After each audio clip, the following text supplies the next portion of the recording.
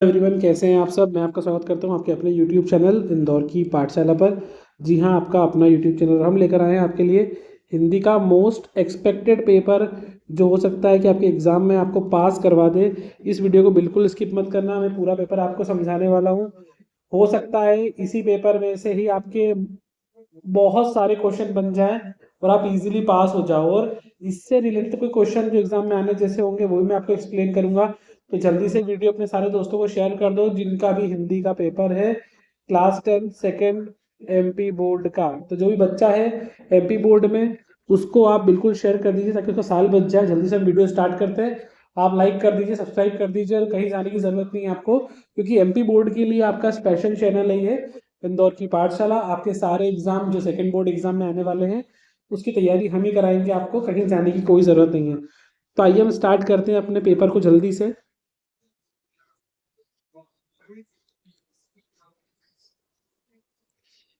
हमारा पहला क्वेश्चन है, वात्सल्य के श्रेष्ठ कवि कौन माने जाते हैं। बेटा, वात्सल्य रस 10वां रस है, उसके श्रेष्ठ कवि है सूरदास जी। इससे जुड़ा एक और चीज बता दूं, सूरदास जी के गुरु का नाम है वल्लभाचार्य। ये भी एग्जाम में आपसे पूछ लेते हैं, सूरदास जी के गुरु का नाम है वल्लभाचार्य जी। ये आपको ऑब्जेक्टिव पर्पज से भी ध्यान रखना है कि सूरदास जी के गुरु किसे माना जाता है। नेक्स्ट क्वेश्चन आपके सामने है, हवा की थिरकन का सिमटा हुआ संकोच किसको माना गया है। बेटा, ये आपके लिए फसल चैप्टर में सब देख सकते हो, मैंने आपको हिंट दे दी है। नेक्स्ट क्वेश्चन देखो जल्दी से, वीर रस का स्थायी भाव क्या होता है। वीर रस का स्थायी भाव उत्साह होता है बेटा। नेक्स्ट क्वेश्चन, हलदार साहब कंपनी के किस काम से उनको गुजरना पड़ता था। बेटा, हर 15वें दिन में उन्हें काम से गुजरना पड़ता था। हलदार साहब जो चैप्टर है बेटा, वो नेताजी का चश्मा है, उसके लेखक स्वयं प्रकाश जी है। ये भी आपसे बहुत बार एग्जाम में पूछा गया है कि नेताजी का चश्मा के लेखक कौन है, स्वयं प्रकाश जी। ये आपको ध्यान रखना है। इसके बाद अगला क्वेश्चन है आपके पास, वाच्य कितने प्रकार का होता है। बेटा, वाच्य 3 प्रकार का होता है, कृतवाच्य, कर्मवाच्य और भाववाच्य। ये आपको ध्यान रखना है, भूलना नहीं है। नेक्स्ट क्वेश्चन आपके लिए, मधुर कंकरिया की सहेली का नाम क्या था। मधु कंकरिया की सहेली का नाम, बेटा ये आपको एक बार देखना पड़ेगा, आपको पता है आप कमेंट करके बताइएगा। ये 2 क्वेश्चन आपके लिए कमेंट में है, आप जल्दी से सर्च कीजिए और कमेंट बॉक्स में इनका आंसर बताइएगा। नेक्स्ट क्वेश्चन, सही रिक्त स्थान भरना है आपको। परशुराम ने रिक्त स्थान का वध किया था बेटा, सहस्त्रबाहु का वध किया था। कामायनी क्या है, कामायनी एक महाकाव्य बेटा। कामायनी लिखा किसने, तो कामायनी जो है वो जयशंकर प्रसाद द्वारा लिखा गया है। जयशंकर प्रसाद, जयशंकर प्रसाद कौन सी युग के कवि बेटा, छायावाद के कवि है। रस के कितने भेद होते हैं, ध्यान रखना। रस के भेद या प्रकार 10 होते हैं और रस के अंग 4 होते हैं। रस के प्रकार 10, रस के अंग 4, स्थायी भाव, विभाव, संचारी भाव और अनुभाव। ये 4 प्रकार के रस होते हैं जो आपको याद रखना है। बाल गोविंद की अवस्था रिक्त स्थान की थी बेटा, वो 60 के ऊपर कि 65 के ऊपर, ये आपको बुक में देखना है और ये जवाब भी आप मुझे कमेंट करके बताएंगे। अगला क्वेश्चन देखते हैं जल्दी से, जी विशिका की इच्छा, जीविशा का अर्थ क्या होता है। इसका होता है बेटा जीने की इच्छा। मैं क्यों लिखता हूँ के लेखक है अज्ञेय जी। अज्ञेय जी का पूरा नाम याद रखना बेटा, हरिणानंद, सचिदानंद, हीरानंद, वात्स्यायन अज्ञेय इनका पूरा नाम है। जल्दी से हम आ जाते हैं सत्य असत्य पे। कमल तालाब को छोड़कर आकाश में खिल रहे हैं, क्या है सत्य असत्य है बेटा, ये आप मुझे होमवर्क में बताएंगे। चौपाई अर्ध सम्मात्रिक छंद है क्या बेटा, गलत जवाब। चौपाई सम्मात्रिक छंद है, इसके प्रत्येक चरण में 16-16 मात्राएं होती है। ये भी ऑब्जेक्टिव में पूछ सकते हैं, चौपाई 16-16 मात्राएं। शीला अग्रवाल मनु भंडारिका की माँ थी, नहीं शिक्षिका थी बेटा। बिस्मिल्लाह खां को शहनाई वादन के लिए भारत रत्न मिला था, ये सही है। बिस्मिल्लाह खां को शहनाई, और डुमराव गांव को भी बिस्मिल्लाह खां के नाम से ही जाना जाता है बेटा, यह भी आपको याद रखना है। नेक्स्ट क्वेश्चन देखते हैं जल्दी से बेटा, जिस भाव से किसी काम को करने या होने का पता होता है उसे क्रिया कहते हैं। जी सत्य बिल्कुल है, क्रिया की परिभाषा ही देकर रखी इन्होंने। सभ्यता संस्कृति का परिणाम है, ये भी ट्रू है। जल्दी से वापस से मेज द पेयर देख लेते हैं। संगतकार मंगलेश डबराल है इसका आंसर। छंद के कितने प्रकार होते हैं, 2 बेटा, वार्णिक छंद और मात्रिक छंद। बिस्मिल्लाह खां को शहनाई की मंगल ध्वनि का नायक कहते हैं। गले का हार होना मतलब होता है अत्यधिक प्रिय होना। संधि के प्रकार होते हैं बेटा 3। और बालम खीरा कहाँ फेमस है, लखनऊ में। तो ये आपकी मेज द पेयर हो गई। हम जल्दी से देखते हैं, एक वाक्य में उत्तर दो, किसकी आभा अट नहीं रही है। दोस्तों इसका आंसर है फागुन। फागुन की आभा अट नहीं रही है। आपने चैप्टर पढ़ा होगा अच्छे से, नहीं भी पढ़ा है बेटा तो अभी आप याद कर लीजिए। दूसरा, प्रबंध काव्य के कितने भेद होते हैं बेटा? 3 होते हैं इसके। प्रबंध काव्य के 3 भेद होते हैं, महाकाव्य, खंड काव्य और आख्यानिक गीत। नेताजी सुभाष चंद्र बोस की प्रतिमा कहाँ लगवा दी गई थी बेटा? नेताजी का चश्मा चैप्टर से लिया गया है। ये कस्बे के चौराहे पे, कस्बे के चौराहे पर। एक चीज़ और ध्यान रखना है बेटा कि नेताजी की जो मूर्ति थी उसकी ऊंचाई 2 फीट थी बेटा, 2 फुट ऊंचाई थी उसकी। और यह मूर्ति किसने बनाई थी? मोतीलाल ने बनाई थी। ये भी ध्यान रखना है आपको। एग्जाम में थोड़ा भी डिफिकल्ट हुआ तो आपसे ये क्वेश्चन आ सकता है, आपको ध्यान रखना है ये। काला अक्षर भैंस बराबर का मतलब होता है बेटा निरक्षर होना, मतलब बिना पढ़ा लिखा होना, निरक्षर। बाबूजी राम नाम बही में कितनी बार राम लिखते थे बेटा? 1000 बार। आपकी बुक में 1000 ही लिखा है। और इसके बाद वो 500 आटे की गोलियां बनाकर उसको गंगा नदी में डालते थे। ध्यान रखना, ये भी एग्जाम में एक बार पूछ चुके हैं, अभी भी आ सकता है। साना साना हाथ जोड़ी बेटा इसकी लेखिका है मधु कंकरिया, ये ऑब्जेक्टिव में आ सकता है। पहाड़ी कुत्ते कब भौंकते हैं बेटा? चांदनी रात में। कब भौंकते हैं? चांदनी रात। ये आपके एग्ज़ाम में इम्पॉर्टेंट है, बोर्ड एग्ज़ाम में हो सकता है सेम यही कहीं उठ के आ जाए, तो आपको इसको बिल्कुल लाइटली नहीं लेना है, अच्छे से पढ़ के रखना है। आइए आगे देखते हैं। अब बेटा यहाँ पर प्रगतिवाद की कोई 2 विशेषताएं आपको ध्यान रखना है बेटा कि प्रगतिवाद, प्रयोगवाद, छायावाद और नई कविता। प्रगतिवाद, प्रयोगवाद, छायावाद और नई कविता, इनकी 2 विशेषताएं आपको याद रखना ही है। बहुत ईजी है, 2 रचनाएं, 2 कवियों के नाम बिल्कुल पेपर में आ सकता है। इसके और में रीतिकाल को श्रृंगार काल क्यों कहते हैं बेटा? ये बहुत आसान है, क्योंकि इस काल में श्रृंगार रस की प्रधानता थी। किसकी प्रधानता थी बेटा? श्रृंगार रस की प्रधानता थी। जो कवि है उन्होंने अधिकतर रचनाएं श्रृंगार रस में की है, इसलिए इस काल को श्रृंगार काल भी कहा जाता है। इसमें सूरदास जी, जयशंकर प्रसाद की काव्यगत विशेषता बताना है बेटा, तो 2 रचनाएं लिखना है, भावपक्ष लिखना है। सूरदास जी की 2 रचनाएं, सुरसागर, सुर सरावली, साहित्य लहरी। जयशंकर प्रसाद की आंसू, लहर, झरना, कामायनी। और भावपक्ष, कलापक्ष बेटा अगर आपने किसी भी कवि का याद कर लिया है तो थोड़ा बहुत अगर आप दिमाग लगाओगे तो लिख सकते हो। ये एग्जाम में छोड़ के आने वाला क्वेश्चन नहीं है। आप पढ़ लेना कि जैसे सूरदास जी, तो उनके बारे में आप लिख सकते हो कि ये कृष्ण जी के परम भक्त थे, है ना। इनका प्रमुख रस कौन सा था बेटा? वात्सल्य रस और श्रृंगार रस। इस तरीके से आपको लिखना है। जयशंकर प्रसाद छायावाद के प्रमुख कवियों में से एक है, तो वो आपको इस तरीके से इनका आंसर लिख देना है।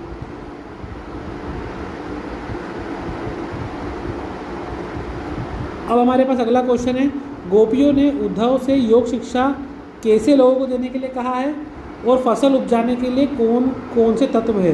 बेटा गोपियों वाले चैप्टर से, जो आपका पहला चैप्टर पद, इससे क्वेश्चन आ सकता है। तो आपको सिर्फ एक बार इसकी शॉर्ट समरी देख लेना है कि सबसे पहले योग सिखाने कौन आया था? उद्धव जी। उद्धव जी को किसने भेजा था? श्री कृष्ण जी ने। उद्धव जी गोपियों को अलग अलग तर्क देते हैं और योग का उपाय बताते हैं, क्योंकि गोपियाँ जब श्री कृष्ण जी चले जाते हैं तो उदास हो जाती है। तो उद्धव जी जब आते हैं और अलग अलग तर्क देते हैं तो गोपियाँ उन्हें कटु वचन बोलती है और उनको व्यंग के रूप में आंसर देती है ना। तो ये ध्यान रखना है आपको। इसमें और क्वेश्चन इंपॉर्टेंट क्या है? गोपियों के अनुसार राजा का धर्म क्या होता है? तो गोपियों के अनुसार राजा का धर्म होता है कि प्रजा के दुखों को दूर करे, उन्हें सताए नहीं। इसके अलावा और क्या पूछ सकते हैं? हारिल पक्षी की तुलना किससे की गई है? तो हारिल पक्षी की तुलना गोपियों से की गई है। और हारिल पक्षी के पास एक लकड़ी होती है, उसे पकड़ के रखता है, कभी छोड़ता नहीं है, क्योंकि वो उसे छोड़ा उसकी मृत्यु हो जाएगी। इसी प्रकार गोपियाँ भी कृष्ण जी को नहीं भूल सकती हैं। इसके अलावा अगर आपसे ये कहें कि गोपियों ने उद्धव जी को व्यंग किस प्रकार कहे, तो उन्होंने गोपियों को कहा कि अब तो तेल युक्त घड़े के समान हो, जिस पे कितना भी पानी गिरे उस पर कोई असर नहीं होता। इस तरीके से आपको इनके आंसर याद रखना है। राम लक्ष्मण परशुराम संवाद के आधार पर राम के स्वभाव की 2 विशेषता बताइए। बेटा राम जी बहुत शांत स्वभाव के रहते हैं, विनम्र रहते हैं। संगतकार किन किन रूपों में मुख्य गायिका की मदद करता है? बेटा मुख्य गायक के जब स्वर भटक जाते हैं संगतकार उनको लय में लेकर आता है, और संगतकार जो होता है उसकी कपकपाती आवाज़ जो मुख्य गायक को सहायता करती है। अगला बेटा खंड काव्य किसे कहते हैं? बेटा खंड काव्य और महाकाव्य में अंतर ध्यान रखना। महाकाव्य का उद्देश्य महान होता है, खंड काव्य का उद्देश्य महान होना अनिवार्य नहीं है। महाकाव्य में 8 या उससे अधिक सर्ग होते हैं, खंड काव्य में 1 ही सर्ग होता है।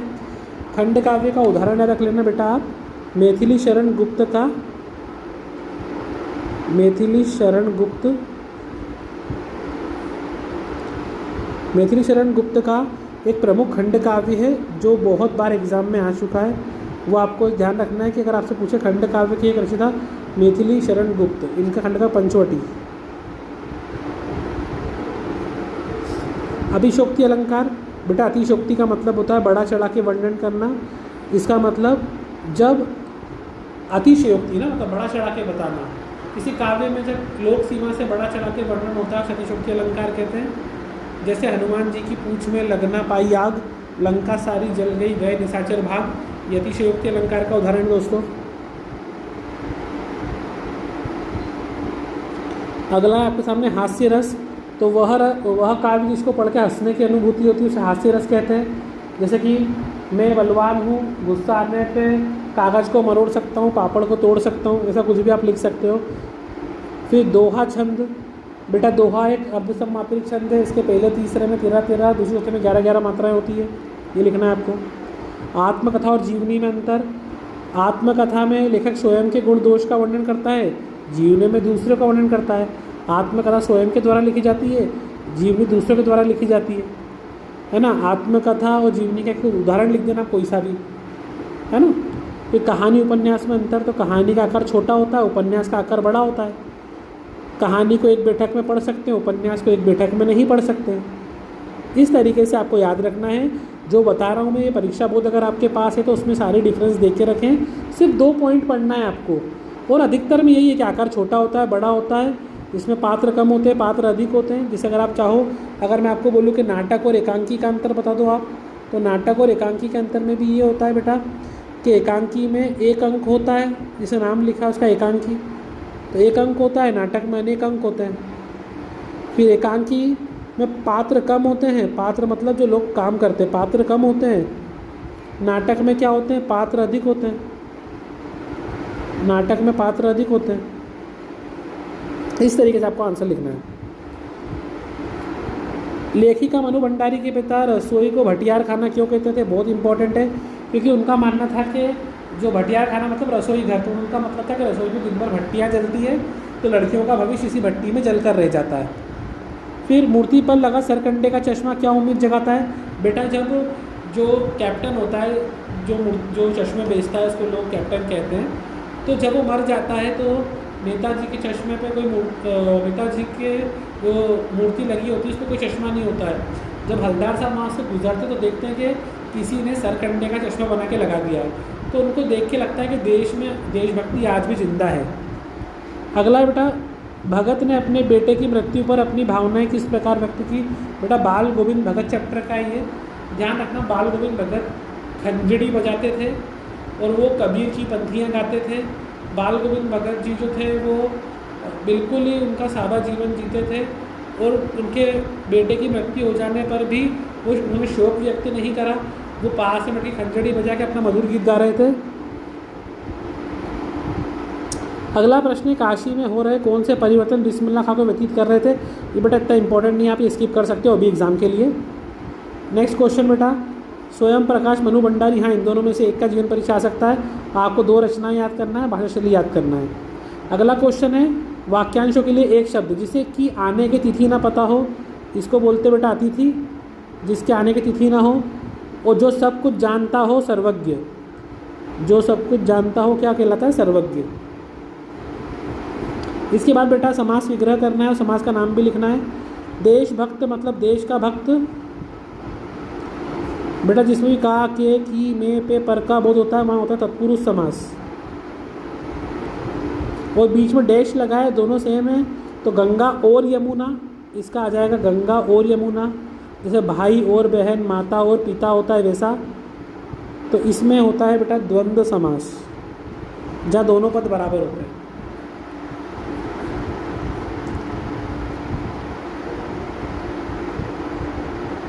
नेक्स्ट क्वेश्चन है बेटा, कभी श्वेत कभी रंगीन पताकाएं फहराना, बेटा बहुत इंपॉर्टेंट है ये। जो श्वेत पताकाएं हैं वो किसी बुद्धिस्ट के मरने पे 108 श्वेत पताकाएं लगाई जाती थी जो स्वतः नष्ट हो जाती थी, और रंगीन पताकाएं किसी शुभ अवसर पे लगाते थे वो लोग, ये ध्यान रखना। भोलेनाथ वाला भी चाहो तो पढ़ ले, छोड़ भी सकते हो, कोई दिक्कत नहीं है इसको। अगला क्वेश्चन तो बेटा पद्यांश है। आपको जहाँ तक मेरा अनुभव है कि या तो आपको वो पद चैप्टर में से आ सकता है, फसल चैप्टर में से भी आ सकता है, और दंतुरित मुस्कान इनमें से भी आ सकता है। तो ये आपको ध्यान रखना है, एक बार पढ़ के रखना है बेटा। इसके बाद ये शहनाई देखकर आप बता सकते हो कि ये बिस्मिल्लाह खां वाले चैप्टर का है। तो वहाँ से देखो, आपको एक चीज़ ध्यान रखना है कि हिंदी में अगर अच्छे स्कोर करना है तो सारे पार्ट के आपको नाम, उस पार्ट के लेखक या कवि का नाम, कि उसके लेखक कौन है या कवि कौन है, उस कवि और लेखक के बारे में कोई उनका दूसरा नाम है, उनका जन्म मृत्यु थोड़ा बहुत, और इनकी रचनाएं पता होना चाहिए, तो आप अच्छे स्कोर कर सकते हो। बेटा अनुच्छेद लिखना है आपको। अनुच्छेद मतलब इसके बारे में छोटा पैराग्राफ लिखना है, सिंपल सा। अनुच्छेद लिखना नहीं आता बेटा, आप संवाद लिख सकते हो। संवाद शिक्षक और छात्र के बीच में है। अब जिन बच्चों को नहीं पता था संवाद कैसे लिखते हैं तो बता देता हूँ मैं। जैसे पहले शिक्षक है, यहाँ पे आपने शिक्षक लिखा, डैश लगाया, इसके आगे लिखा कंप्यूटर का उपयोग के बारे में। मान लो शिक्षक ने लिखा कि वर्तमान युग में कंप्यूटर का महत्व दिन पर दिन बढ़ता जा रहा है। हाँ बेटा, तो संवाद लेखन है शिक्षक और छात्र के बीच में। अगर आपको लिखना नहीं आता मैं सिखा देता हूँ।